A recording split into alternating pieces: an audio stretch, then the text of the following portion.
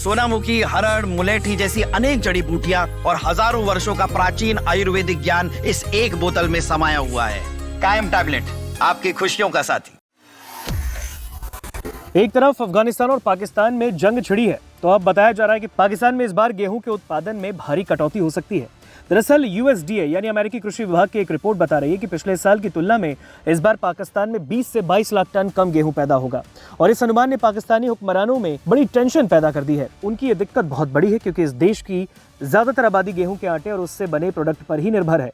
रोटी, double रोटी, खमीरी रोटी और नान जैसे products वहाँ के लोग बड़े चाव से खाते हैं और यहाँ चावल और मक्का बहुत आयत में होता है। ज़्यादातर हिस्सा निर्यात कर दिया जाता है और इस बार समस्या गंभीर पड़ रही है क्योंकि 22 लाख टन गेहूं की गिरावट भुखमरी को और भी दर्दनाक बना सकती है। यानी पाकिस्तान एक बार फिर से बड़ी भुखमरी में जा सकता है। गेहूं में गिरावट का दंश पाकिस्तान के लिए भी बहुत दर्द देने वाला है क्योंकि पड़ोसी देश अफगानिस्तान से भी अब उसकी दुश्मनी है।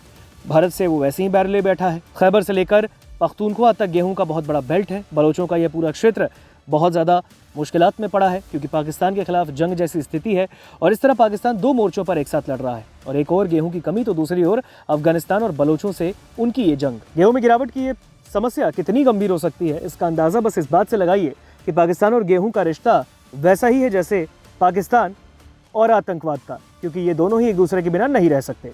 दोनों एक दूसरे के बिना अस्तित्व विहीन है। पाकिस्तान का कृषि क्षेत्र गेहूं के बिना अधूरा है और जीडीपी भी बिना किसी मोल के। रिपोर्ट बताती है कि पाकिस्तान के कुल जीडीपी में गेहूं की हिस्सेदारी 2 से 3% है और ये वजह है कि खाने वालों से लेकर कमाने वालों तक सभी गेहूं की गिरावट से अब परेशान हैं।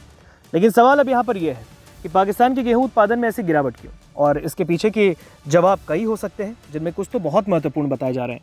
लंबे वक्त तक सूखा, खासकर बारिश पर निर्भर इलाकों में पैदावार में इसकी कमी मुख्य वजह है। सूखे की मार से पाकिस्तान में गेहूं की खेती का जो क्षेत्र है वो 2025 से 26 में 10.37 मिलियन हेक्टेयर से घटकर अब 9.1 मिलियन हेक्टेयर रह गया है। पाकिस्तान में आटे की कीमतें इलाके और क्वालिटी के हिसाब से अलग होती हैं। 10 किलो के बैग की कीमत आमतौर पर 890 से 1500 रुपए से ज्यादा होती है। अधिक बिकने वाले 20 किलो की बैग की कीमत लगभग 1780 से 1810 रुपए होती है।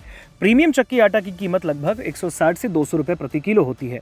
अब इस्लामाबाद यानी पाकिस्तान की राजधानी में 10 किलो के बैग लगभग 890 से 900 रुपए में मिलते हैं और 20 किलो के बैग लगभग 1780 रुपए में मिलते हैं। कराची या लाहौर में इसकी प्राइस थोड़ी अलग है। अब ये भी जान लेते हैं कि क्या सिंधु जल समझौता इसके पीछे का एक बड़ा कारण है, क्योंकि एक्सपर्ट्स कहते हैं कि इसके लिए सिंधु जल समझौते में आई खटास एक कारण है। इस समझौते को पाकिस्तानी खेती की लाइफलाइन कहा जाता है, लेकिन साल 2025 में इस पर बड़ा संकट आया। पिछले साल कश्मीर के पहलगाम में आतंकी हमले के बाद भारत ने इंडस वाटर ट्रीटी को सस्पेंड कर दिया और इससे नदी के लेवल पर डेटा शेयरिंग बंद हुई और इससे पाकिस्तान के अपने डैम को मैनेज करने की क्षमता पर असर पड़ा। खासकर तरबेला और मंगला रिजर्वायर में पानी की बहुत ज़्यादा कमी है। पंजाब पाकिस्तानी खेती का गढ़ माना जाता है, लेकिन डैम का प्रबंधन सही ढंग से नहीं होने के कारण गर्मी में फसल के मौसम में बहुत ज्यादा पानी की कमी का सामना करना पड़ रहा है। यहाँ की सिंचाई व्यवस्था पूरी तरीके से चरमराई है। अब इस समझौते में आई खटास की वजह से सिंधु नदी के सिस्टम से पानी के बहाव में लगभग 20% की कमी आई है। पाकिस्तान का पानी का कम स्टोरेज उसे कमजोर बनाता है और डेटा की कमी से ज्यादा बहाव वाले मौसम में बाढ़ का अनुमान लगाने में रुकावट आती है।